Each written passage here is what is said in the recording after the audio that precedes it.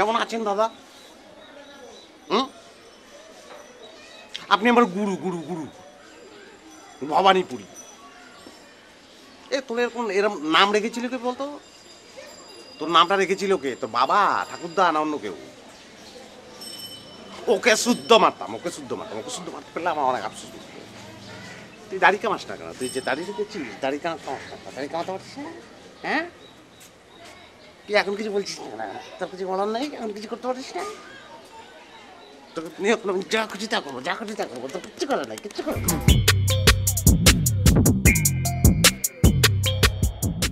কি কথা বলছিস না কেন? বিশাল মনে করিস নিজেকে? তুই কি করতে পারছিস? তুই কিচ্ছু করতে পারছিস না। তোর পক্ষে কিচ্ছু করা সম্ভব না। কিছু করতে পারলি তুই? তোকে ফাটাবো, তোকে ভাঙবো আজ। তোর কোনো কিছু করার থাকলে খবর।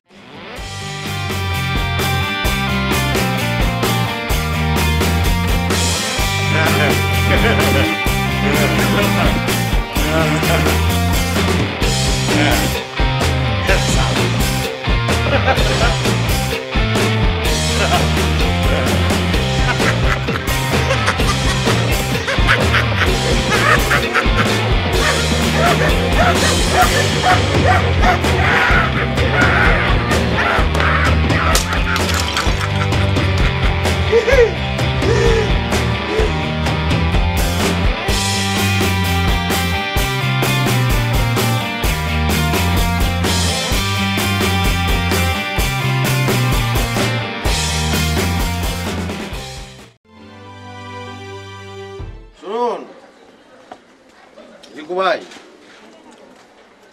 ঢাকা শহরে এক লাফে কেউ গাছে উঠতে পারে না, যায়ও না।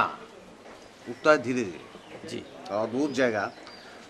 আল্লাহ তাআলার কি অদ্ভুত খেয়াল, আপনি খেয়াল করেছেন? আপনি, আমি, সফি ভাই, আমরা সব এক জায়গায় এসে জুটেছি। প্রত্যেকটা মনে হয় এক একটা নদী এফডিসির দিকে ছুটে যাচ্ছে। জি জি ভাই, লক্ষ্য করেছি। এফডিসিতে আমিও কিছুদিন কাজ করেছি, কিন্তু আমি খেয়াল করলাম আমার মধ্যে কিছু নেই। কিন্তু সেটা যে কি, সেটাও আবার বুঝতে পারছি না। পরে বুঝলাম এক্সপিরিয়েন্স, অভিজ্ঞতাটা নেই।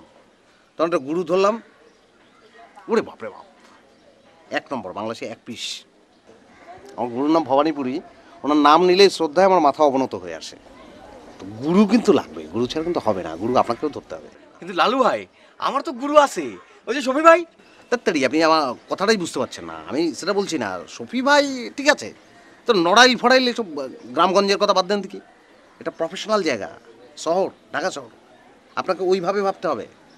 তো সেক্ষেত্রে আমি যেমন ভবানীপুরীর এক নম্বর যোগ্য উত্তরসূরি, মানে আপনি আমাকে গুরু বা অন্য কাউকে, মানে গুরু কিন্তু আপনাকে ধরতে হবে। তাহলে লালু ভাই, আজকে আপনি আমার গুরু, মানে আমি আপনার শিষ্যত্ব নিলাম। না ঠিক আছে, আমি অলরেডি আপনার সম্পর্কে ভেবেছি। আমি আপনাকে একটা জায়গায় নিয়ে যাব এখন। আপনাকে কিন্তু আমার নখ থেকে চুল অবধি গোটাটা খেয়াল করতে হবে। আমাকে বুঝতে হবে আমি কেমন করে প্রোনাউন্সিয়েশন করছি, এটা আপনাকে বুঝতে হবে, দেখতে হবে। মানে আমি কি চাই, আমার চাওয়াটা যদি আপনি না বোঝেন তাহলে কিন্তু আপনার হবে না। কিন্তু ভাই একটা কথা বলবো, মানে আপনি তো হচ্ছেন মানে প্রম্পটার, তা আমি তো হিরো হতে চাই, মানে নায়ক হতে চাই। তাহলে আমার ক্ষেত্রে কি হবে না? প্রম্পটিং না জানলে কোনো কিছুই হওয়া যাবে না। চলুন।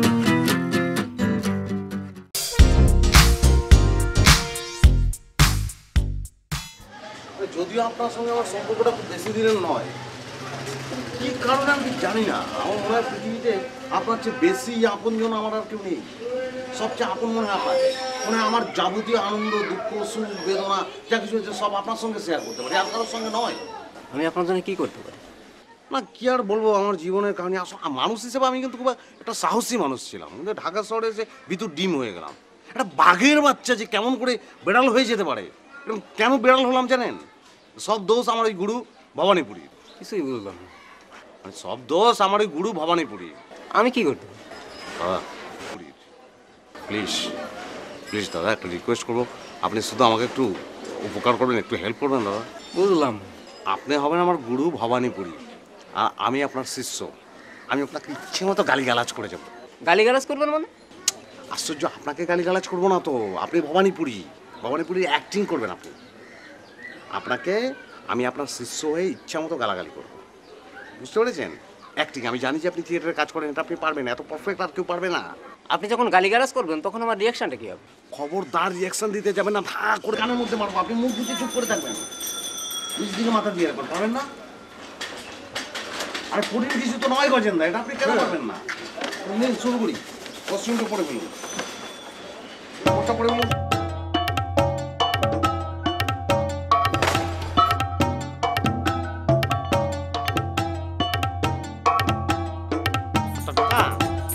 এই তো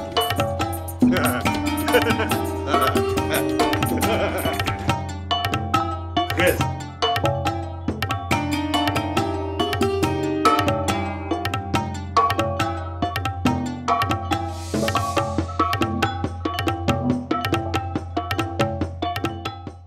আপনি হচ্ছেন আমার গুরু ভবানীপুর।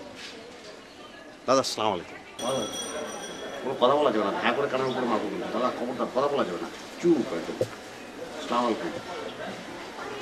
আপনি আমার গুরু ভবানীপুর। পুরি আমার ভবানী পুরি রে মাথা নিচু, তোর মাথার মধ্যে কিচ্ছু নেই, তুই একটা ছোট লোক। শুধু তুই ছোট লোক না, তোর বাপ ছোট লোক, তুই একটা ইতর, তুই ইতর না, তুই ইতরের বাচ্চা, তোর 14 জেনারেশন ইতর। ওর চোখ চোখ নামা, চোখ নামা, চোখ নামা, চোখ নামা, চোখ মার্বেলের মতো চোখ ইচ্ছে করেছে, চোখ তুলে নেই তোর চোখ দিয়ে মার্বেল করে টাং টাং টাং। আবার ভুরু দুটো পেকেছে, আজকে কাছে ভুরু কাট করে ভুরু ছিঁড়ি। আবার তাকাস সেদিকে, চোখ নিচে, চোখ নিচে, চোখ তুলে তাকাস, থাপ্পড় মতো connect connect connect connect connect connect. কি আছে? চোখ দিয়ে একই পাপ করে একই মারছে। চোখ চোখ একদিন তো ভালো করছিলেন না, আপনি ভেঙে দিলেন কেন? চোখ নিচু করুন না।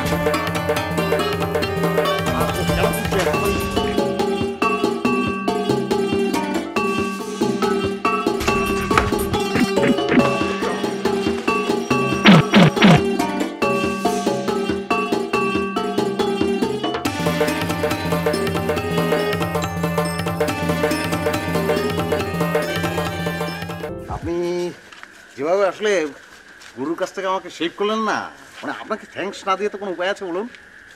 থ্যাঙ্কস দেওয়ার কি আছে, এটা তোমার দায়িত্ব ছিল। আপনি তো অনেক ভালো মানুষ লালু ভাই। আর ভালো মানুষ আর হতে পারলাম কই, যে সমাজ ব্যবস্থা, সমাজের রন্ধ্রে রন্ধ্রে ঘুণ পোকা, বুঝলেন? কিন্তু আমি একটা জিনিস বুঝলাম না, কি বলুন তো? এই যে আপনার গুরু ভবানীপুরের, এই যে আপনার এত আবল তাবল কয়, এত বকাঝকা করে, তা আপনি এত সহ্য করেন, কিছু বলতে পারেন না? ও আপনি তো আমার গোটা ব্যাপারটাই টের পাননি। বলবো সালা ভবানীপুরি আমার ক্লাউন মনে হয়। ওকে আগে বাড়তে দিন না, আগে বাড়তে বাড়তে শেষ বিন্দুতে এসে দাঁড়াক, তুলে এমন ঝেড়ে দেবো না নিচে, একদম কার্টুন ছবি হয়ে যাবে, আর কুচি কুচি দাড়ি চতুর্দিকে ছড়িয়ে থাকবে। আরে না সত্যি আমি আপনাকে বলছি, আমি যখন যাত্রা করতাম না স্টেজে, একদিন ভিলেনের সঙ্গে সিকোয়েন্স আমার চলছে, সামনে থেকে একজন দর্শক কে জানো উঠকো লোক কি যেন বলে উঠলো, চুল ধরে টেনে এনে এমন সবারে চল মারলাম না, দর্শকদের ক্লাব দিতে শুরু করলো। আর আমার ভয়ে একসময় বাঘে মহিষে। ভাই জি ভাই, আসসালামু আলাইকুম। এত রাতে এখানে কি বিষয় বলেন তো? আপনারা ছেলে যুবক যুবতী কথা বলছেন, এটা মহল্লা তো। ভাই ওই আর রাখেন, আপনি এটা তো ঠিক করছেন না ভাই। না, হ্যাঁ, মানে আপনি যেটা ভাবছেন সেরকম কিছু নয়, মানে আমরা নাটকের রিহার্সালের ব্যাপারে একটু আলাপ করছিলাম। রিহার্সেল এত রাতে মহল্লার মধ্যে আপনারা তো কোনো ঘরে করতে পারেন, এটা তো ঠিক না ভাই। এটা ঠিক করে তারপরে করেন। আপনাদের সহযোগিতা ছাড়া তো আমরা কোনো কাজই করতে পারি না। সহযোগিতা তো আছেই, কিন্তু এটা কি মহল্লার মধ্যে আপনারা এরকম যুবক যুবতী জি, কি এরকম sorry. না, এটা ঠিক না। আপনারা জায়গা মতো গিয়ে করেন। জি, sorry. এটা মহল্লার একটা ইয়া আছে। জি সরি। হ্যাঁ ঠিক আছে, এটা মাথায় রাখবেন। জি সরি। আসসালামু আলাইকুম। চলুন। এই যে আপনি আবার জায়গায় ছিলেন, চুপসাই গেলেন, কোনটা এটা বলুন তো? কি এত যে দেখান, এটা হলো কি? আচ্ছা এটা অপরিচিত একটা লোক, আমি ভদ্রতা করবো না? পরিচিত কি লোক। আশ্চর্য, আপনি কি আপনি বলছেন? আপনার সেই জায়গায় ফিরে আসলেন বিলায়ের মতো। তো লোকটা আপনার বেশি কোনো দূরে চলে ব্যক্তিত্ব গেছে নাই তো অবশ্য। দেখতেছি। আচ্ছা আশ্চর্য, কি বলছেন? একটা ভদ্রলোক, তার সঙ্গে আমি সুন্দর করে কথা বলবো না? আপনি জীবনে চেঞ্জ হবেন না মানুষটা। লোকটা অনেক দূর চলে হয়েছে গেছে। আপনার। আমরা চলেন, দেখে চলেন। চর মেরে দিতাম। চলেন, আপনি জীবনে ঠিক হবেন না, আপনি এরকম